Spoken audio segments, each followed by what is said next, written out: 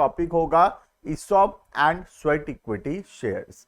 बहुत लोग कंफ्यूज होते हैं कि ईसॉप क्या होता है एंड स्वेट इक्विटी शेयर्स क्या होता है और दोनों के बीच में क्या बेसिक डिफरेंस है। But before we start the video एक दो बातें मैं बता देता हूं, जैसे कि सबसे पहला, अगर तुम ऑल ओवर इंडिया कोई भी यूनिवर्सिटी से क्यों ना हो, तुम्हारे सेमेस्टर्स में जरूर कंपनी लॉ सब्जेक्ट होगा, हम आराम से वहां से पढ़ाई कर सकते हैं, ऑलमोस्ट सेम सिलेबस ही है। दूसरा, डिस्क्रिप्शन में एक ऐप का लिंक होगा, ऐप को डाउनलोड कर लेना, रजिस्टर कर लेना, वहां पे सारे information, exam questions, practice set, notes, video सब कुछ वहां पर भी अवेलेबल है।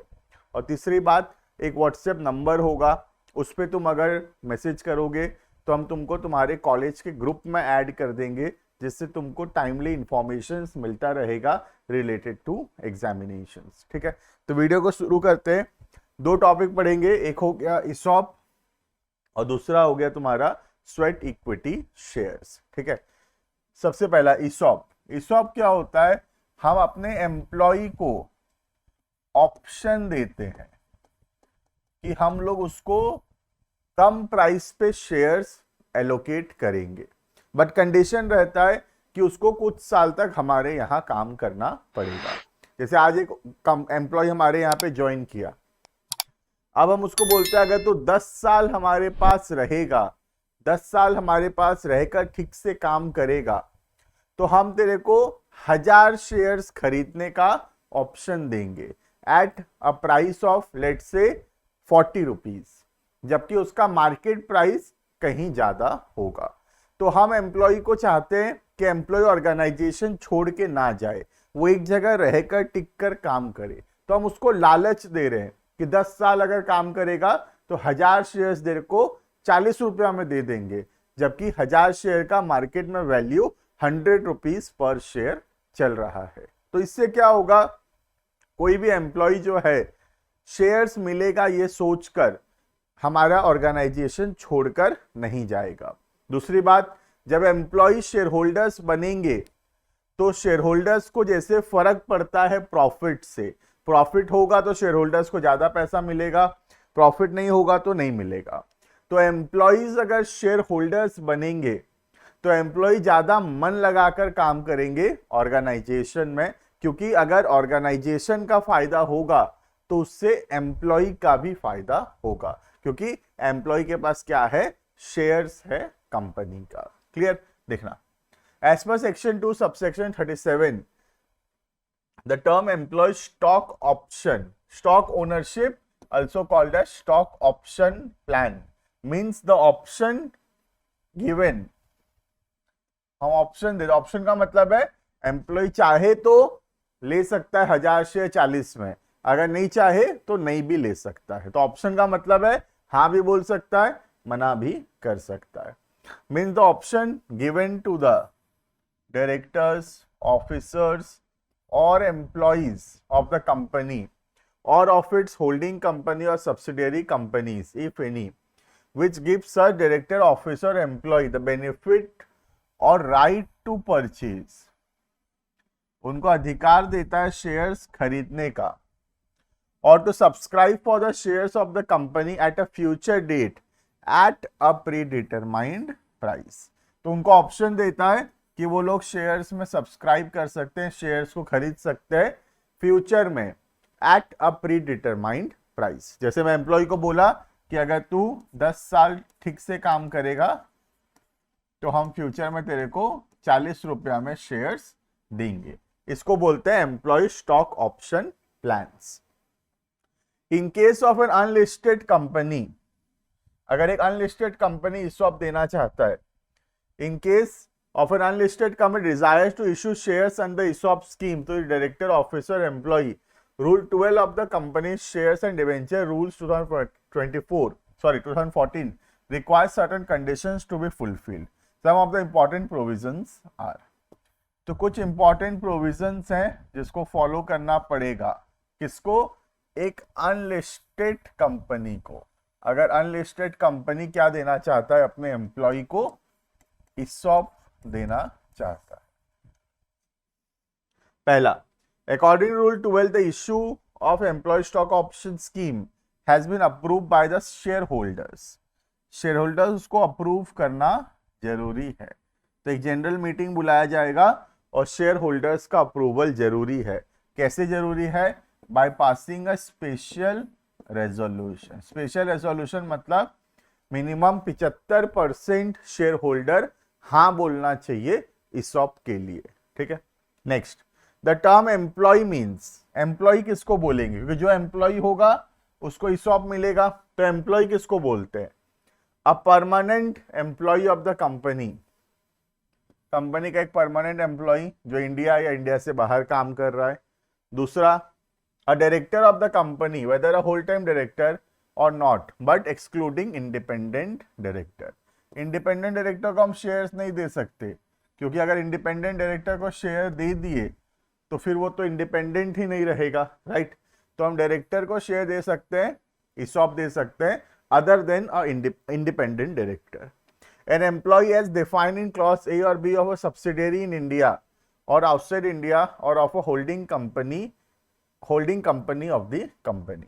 तो बोल रहा है कि एक एम्प्लॉय को दे सकते हैं, कौन से एम्प्लॉय को?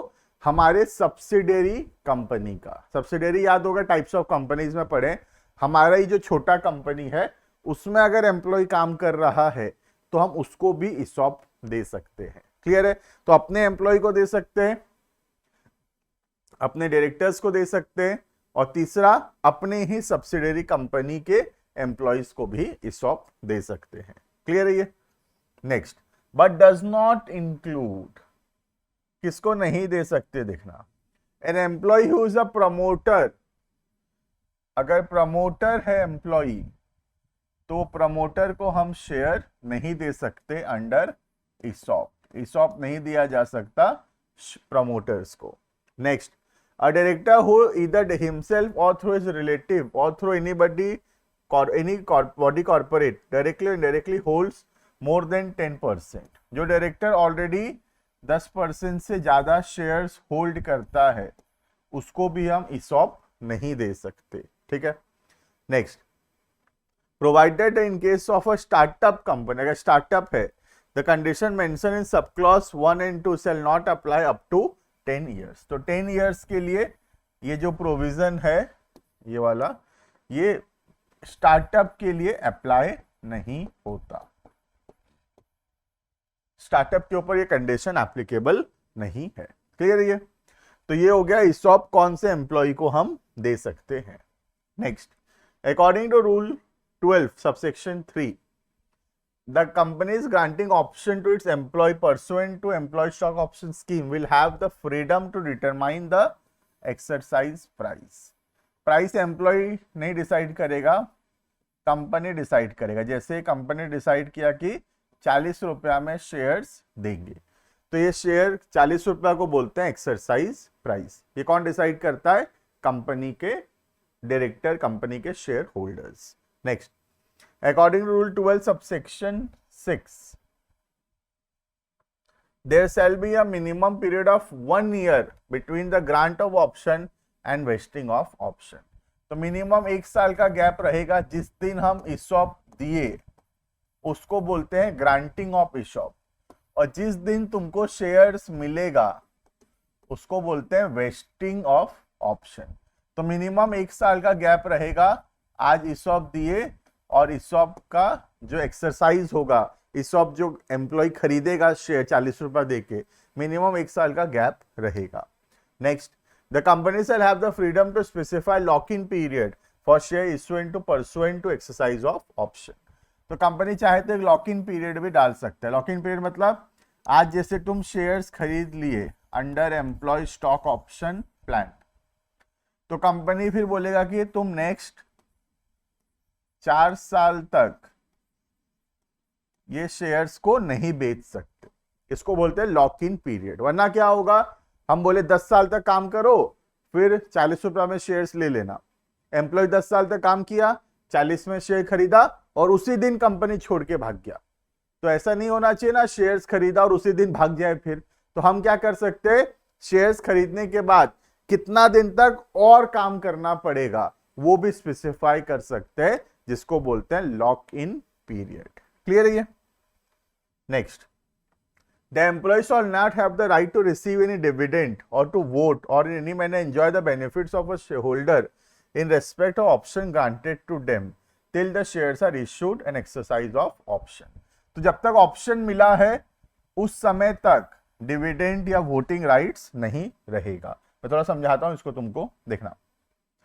आज जैसे मैं एम्प्लॉय को ऑप्शन दिया, लेट्स से 2024 में मैं एम्प्लॉय को ईसॉप दिया, कितना शेयर का, 1000 shares at 40 rupees per share, इसका मैं ईसॉप दिया अपने एम्प्लॉय को। ठीक है, मैं बोला कि 5 साल काम करना पड़ेगा, 5 साल बाद तुम ये जो शेयर्स है खरीद सकते हो 1000 शेयर। ठीक है, ये 5 साल को क्या बोलते हैं, ये 5 साल को बोलते हैं वेस्टिंग पीरियड। मिनिमम कितना साल काम करना पड़ेगा ईसॉप के लिए एलिजिबल होने के लिए। तो 5 साल एम्प्लॉय काम किया, अब 5 साल काम करने के बाद एम्प्लॉय कितना, 2029 में शेयर्स खरीदा अंडर ईसॉप, शेयर्स खरीद लिया, 40 रुपए दे दिया और शेयर्स खरीद लिया। अब कंपनी स्पेसिफाई कर सकता है कि कितना दिन तक ये शेयर को वो सेल नहीं कर सकता। सपोज कंपनी बोला आप 3 साल तक तुम शेयर्स को सेल नहीं कर सकते, इसको क्या बोलते हैं, इसको बोलते हैं लॉक इन पीरियड। क्लियर है, ये हो गया वेस्टिंग पीरियड, जितना दिन काम करना पड़ेगा, और फिर कितना दिन शेयर नहीं बेचेंगे, that is lock in period. ठीक है, तो ये जो 2024 से 2029 है, इसमें क्या मिला हुआ है, खाली ऑप्शन मिला हुआ है। अभी थोड़ी हम मालिक बन गए, अभी एम्प्लॉय थोड़ी शेयर होल्डर बन गया, अभी वो शेयर्स खरीदा नहीं है, अभी खाली ऑप्शन मिला है उसको। तो जब ये ऑप्शन मिल रखा है उस समय डिविडेंड या उस समय वोटिंग राइट्स नहीं मिलेगा। ऑब्वियस सा बात है, अभी थोड़ी वोटिंग राइट्स देंगे 2024 से 2029 के बीच में। हाँ, 2029 के बाद अब उसको डिविडेंड भी मिलेगा, अब उसको वोटिंग राइट्स भी मिलेगा, लेकिन कब मिलेगा, आफ्टर 2029, जब वो शेयर्स खरीद लिया होगा। ठीक है, ऑप्शन के समय नहीं मिलेगा डिविडेंड या वोटिंग राइट्स, जब ऑप्शन एक्सरसाइज हो जाएगा उसके बाद मिलेगा डिविडेंड या वोटिंग राइट्स। क्लियर है? नेक्स्ट, और भी कुछ प्रोविजंस है छोटे मोटे, देखना। The option granted to employee shall not be transferable. Employee A को मिला है तो एम्प्लॉय उस ए उसको ट्रांसफर नहीं कर सकता एम्प्लॉय बी के नाम पर। जिसको ऑप्शन मिला है वही उसको एक्सरसाइज करेगा, या फिर ऑप्शन लैप्स हो जाएगा, मना कर दिया जाएगा। ठीक है, the option granted to employee shall not be pledged hypothecated, हम उसको गिरवी नहीं रख सकते या मॉर्गेज नहीं कर सकते, और अदरवाइज एनकम्बर्ड और एलाइनेटेड इन एनी मैनर। तो कोई भी तरीके से हम गिरवी नहीं रख सकते ऑप्शंस को। शेयर्स हमारा प्रॉपर्टी है, हम उसको गिरवी रख सकते हैं, लेकिन ऑप्शंस को हम गिरवी नहीं रख सकते। Next, subject to clause D. Clause D मतलब ये वाला, no person other than the employ to whom option is granted shall be entitled to exercise the option. तो वही बोल रहा है कि जिसको ऑप्शन मिला है वही उसको एक्सरसाइज करेगा, कोई और उसको एक्सरसाइज नहीं कर सकता। सिर्फ एक एक्सेप्शन है क्लॉज नंबर डी में। क्लॉज नंबर डी में क्या लिखा है, जिसको ऑप्शन दिया गया था अगर उसका डेथ हो जाता है तो उसका जो लीगल हायर होंगे, उसके जो नॉमिनीज होंगे, लीगल हायर होंगे या नॉमिनीज होंगे, उसके जो परिवार वाले होंगे बेसिकली, वो लोग ऑप्शन एक्सरसाइज कर सकते हैं। बात समझ में आ रहा है? Next, in case the employ suffers a permanent incapacity, काम करते वक्त अगर कोई परमानेंट इनकैपेसिटी हो जाता है, तब जितना भी ऑप्शंस उसको दिया गया था वो उसी दिन वेस्ट हो जाएगा जिस दिन परमानेंट इनकैपेसिटी हुआ। मतलब आज एम्प्लॉय को एक्सीडेंट हुआ और वो परमानेंटली डिसेबल हो गया, तो जो ऑप्शन उसको मिला था, भले 4 साल 5 साल बाद उसका वेस्टिंग टाइम था, लेकिन वो सारा ऑप्शन आज ही एक्सरसाइज हो जाएगा, क्योंकि वो परमानेंटली डिसेबल हो गया है, उसको जरूरत होगा, इस वजह से हम आज ही उसको शेयर्स दे देंगे। ठीक है, next, in the event of resignation और termination of employment all option not vested to the employee as on that day shall expire. तो अगर एम्प्लॉय काम छोड़ के चले जाता है या रिजाइन कर देता है या हम उसको निकाल देते हैं, तो जो भी ऑप्शंस पेंडिंग होगा वो सब एक्सपायर हो जाएगा। However, the employee can exercise the option granted to him which are vested within the period specified in this behalf, subject to terms and conditions under the scheme granting such options as approved by the board। तो क्या बोल रहा है, जो options waste हो चुका है, जिसका वेस्टिंग पीरियड खत्म हो चुका है, वो ऑप्शन हम एक्सरसाइज कर सकते हैं, लेकिन जो ऑप्शंस का वेस्टिंग पीरियड खत्म नहीं हुआ है अभी तक और उससे पहले ही हम काम छोड़ के जा रहे हैं, वो ऑप्शंस को हम एक्सरसाइज नहीं कर सकते। क्लियर है? तो this was all about employ stock option plans. अब हम देखेंगे एम्प्लॉय स्टॉक ऑप्शन प्लान जो है कैसे अलग है स्वेट इक्विटी शेयर से। स्वेट इक्विटी शेयर्स क्या होता है देखना, स्वेट का मतलब होता है जो मेहनत करता है ऑर्गेनाइजेशन के अंदर, खून पसीना बहाता है, उसको बोलते हैं स्वेट।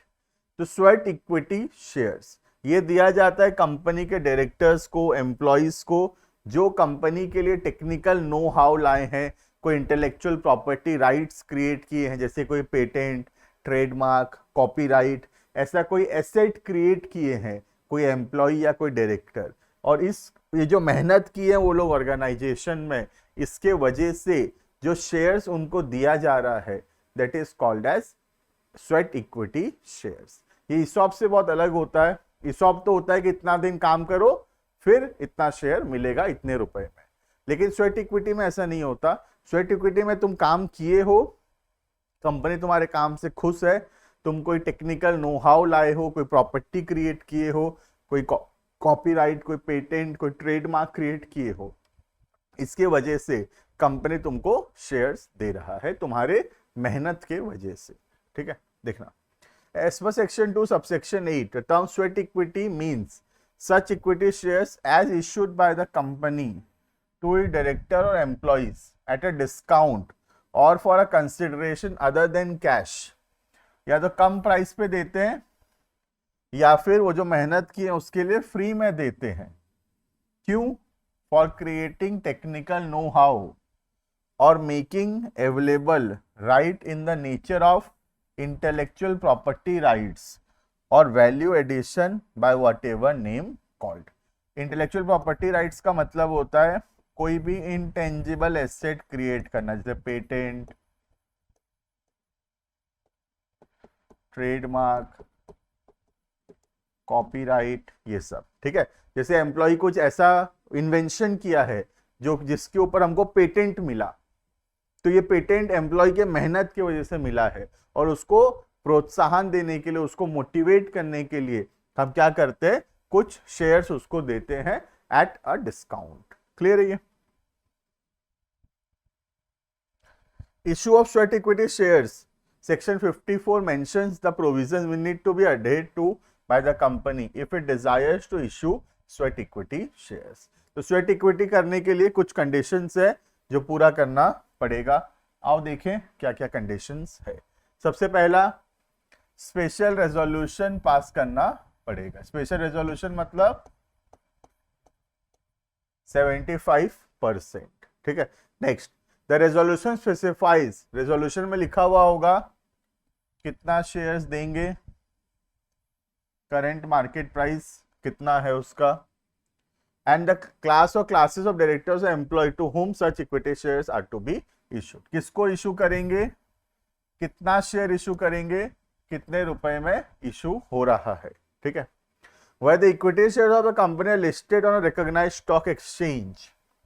अगर लिस्टेड कंपनी है तो उसका शेयर स्टॉक एक्सचेंज में लिस्टेड होगा और हमको स्टॉक एक्सचेंज को भी इन्फॉर्म करना पड़ेगा। क्लियर है?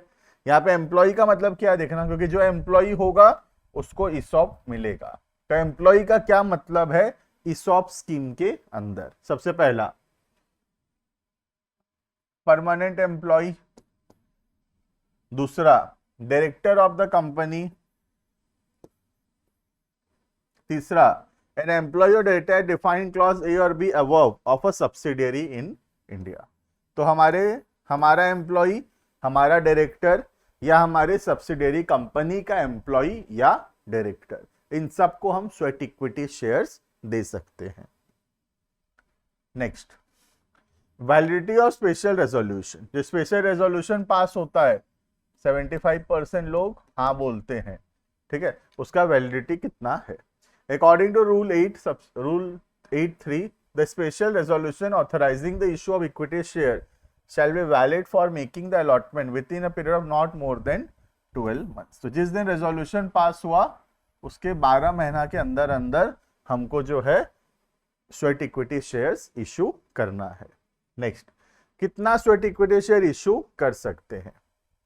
shall not issue sweat equity shares more than 15%, 15% से ज्यादा नहीं कर सकते existing paid up share capital का। तो जितना पेड अप शेयर कैपिटल है उसका 15%, या फिर shares of value 5 crore whichever is higher. तो मैक्सिमम कितना कर सकते हैं? या तो 15% और 5 crore whichever is higher. Clear? उसके बाद एक और छोटा सा पॉइंट है, provided that the issuance of sweat equity shares in the company shall not exceed 25% of the paid up share capital।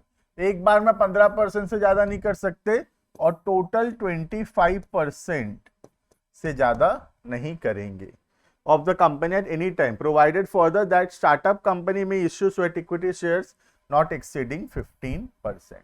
और स्टार्टअप के लिए मैक्सिमम लिमिट कितना है? 15% का। तो हम एक बार में 15% या 5 crore whichever is higher, एक बार में उतना कर सकते हैं, ठीक है।